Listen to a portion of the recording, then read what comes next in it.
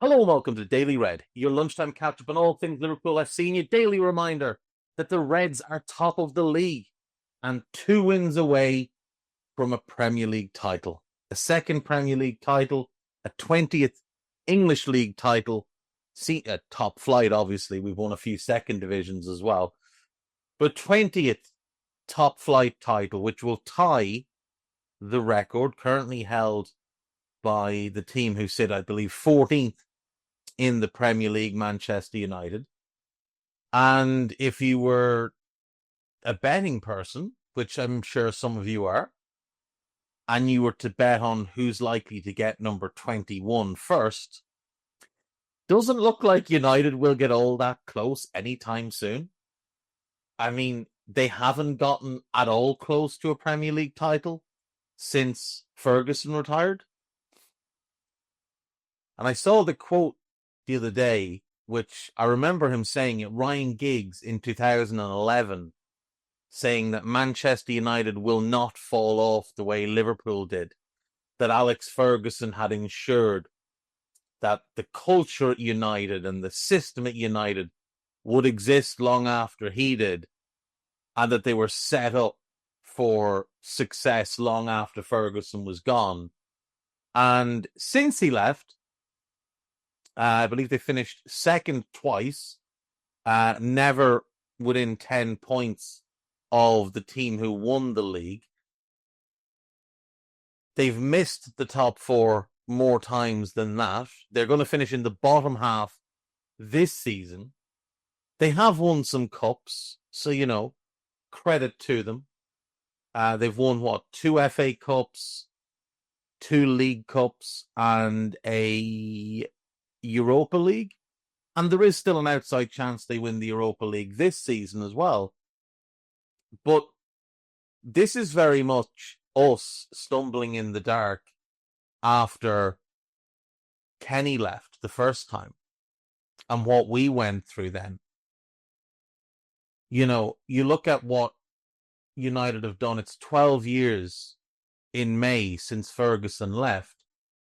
So you look at us for 12 years after Kenny left. We won an FA Cup under Souness. We won a League Cup under Evans.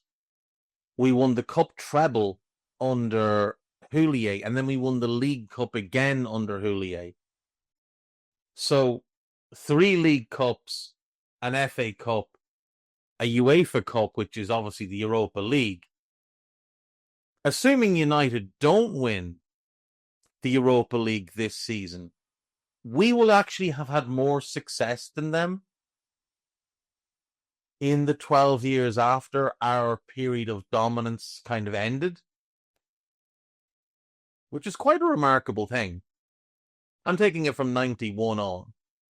It's quite a remarkable thing, given how bad we were. Now, we didn't finish second in any of those seasons, and that's by the by. If you don't win the league, it doesn't really matter where you finish. You haven't won the league.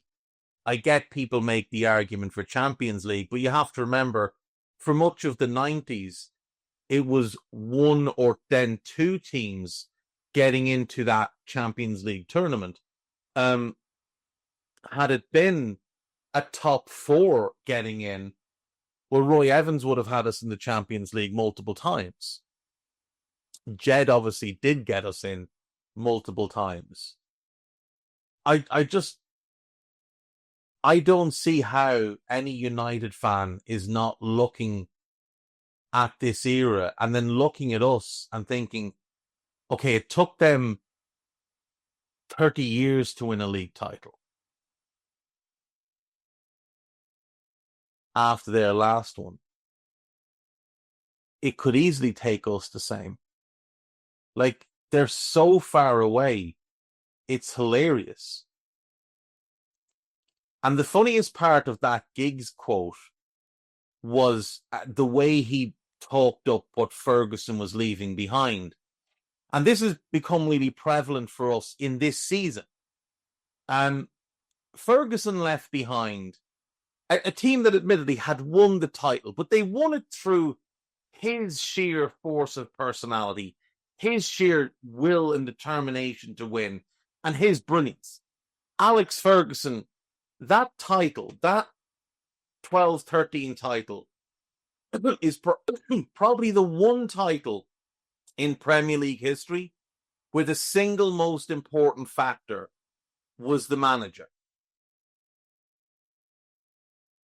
rather than the players or a specific group of players within the squad.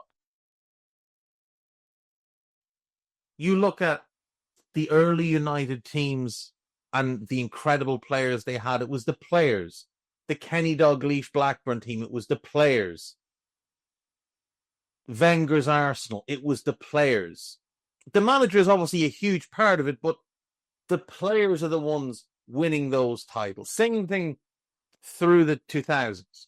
Again with Wenger's Arsenal. Again then with Mourinho's Chelsea winning multiple titles. The treble that United won. Then obviously, the three in a row that United won. Then the Carlo Ancelotti Chelsea team. Then the City team that wins it under Mancini. They're all titles that were won by the players, more so than the manager. And after that, you get the Pellegrini one. Again, that's solely down to the players. Mourinho's next one at Chelsea. Again, it's the players. The Leicester one, it's the players. Pep, look, again, Pep is incredible, but look at the players. Klopp is incredible, look at the players.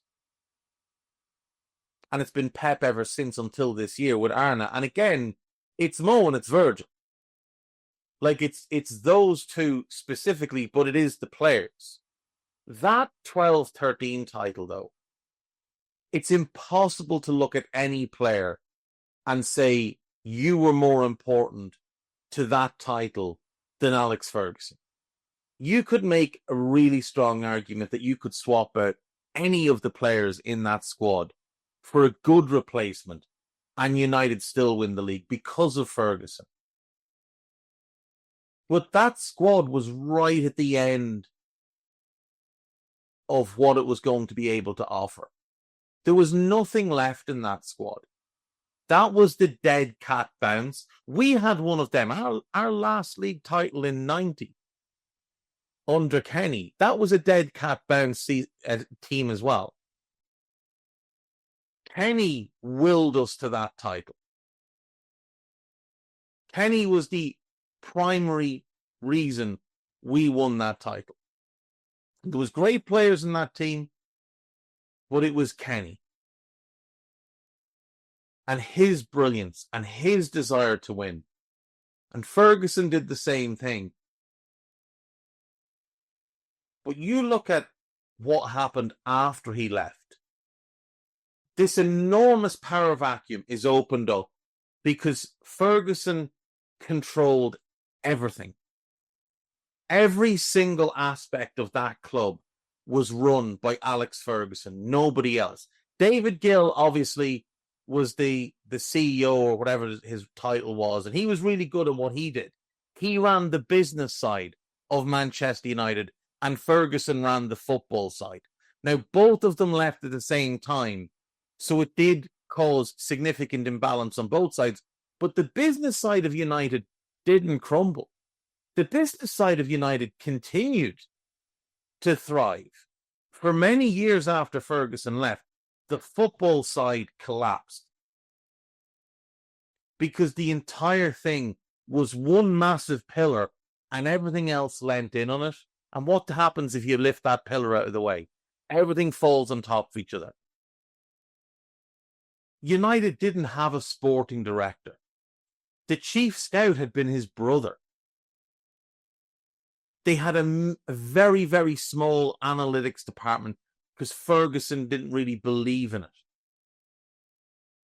He trusted it in certain people in the medical department. Look up who else left when Ferguson left. Key people behind the scenes, his trusted people, all left with him.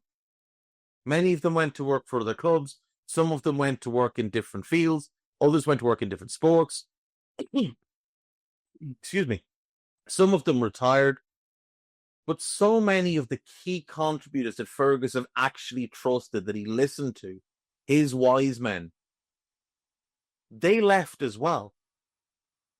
So he walks out, he handpicks his successor, who's David Moyes, a man who'd won nothing.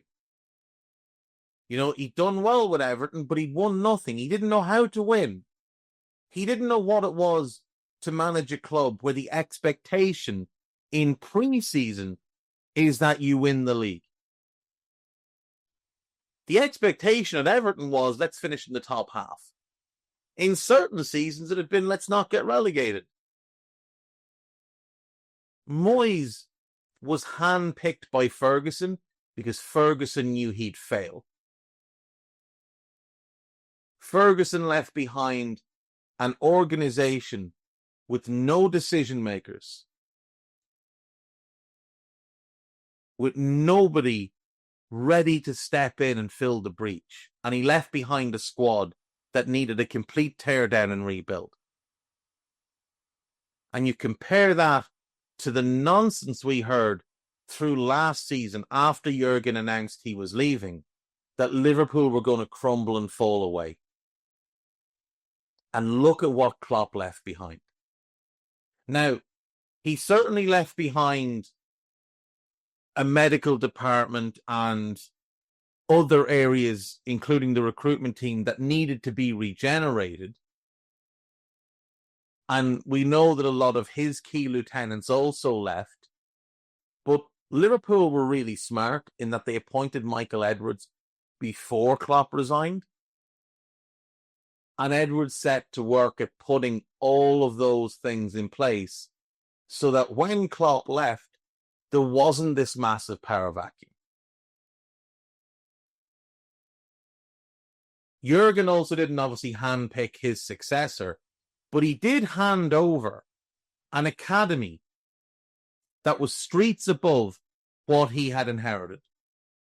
Now, Ferguson obviously left behind a very good academy at United as well, but it was an academy that had been neglected. It was an academy that had become very run down. The facilities at Manchester United had not been maintained, and Ferguson never pressed for them to be maintained or even upgraded. Jurgen, on the other hand, was one of the driving forces in getting the AXA built. Jurgen was one of the driving forces in that vision, upgrading the academy and upgrading the first team facilities. So, infrastructure-wise, what Jurgen left behind was levels above what Ferguson left. The Reds, it's Jack here, and that was a clip from one of Anfield Index's audio podcasts. If you have enjoyed the video, make sure you do like, share and subscribe to keep up to date on all things LFC. We record around 100 audio podcasts every month, with our shows featuring match-going fans, top journalists, professional analysts and even Liverpool legends along the way, with the Great Dane himself, Jan Molby, joining us every single week. If you want to listen to all our podcasts for free, head over to anfieldindex.com/podcasts. Our audio shows are available wherever you get your podcasts. Just search Anfield Index. Or if you prefer to listen to all our podcasts in full and without any ads, why not head over to AI Pro today to check it out now at AnfieldIndexPro.com. If you want to get involved in the great growing community of Liverpool fans, check out the Anfield Index Discord. The link is in the description. Do get involved with that, from Reds around every corner of the globe. For now, Reds, hope you enjoyed this video.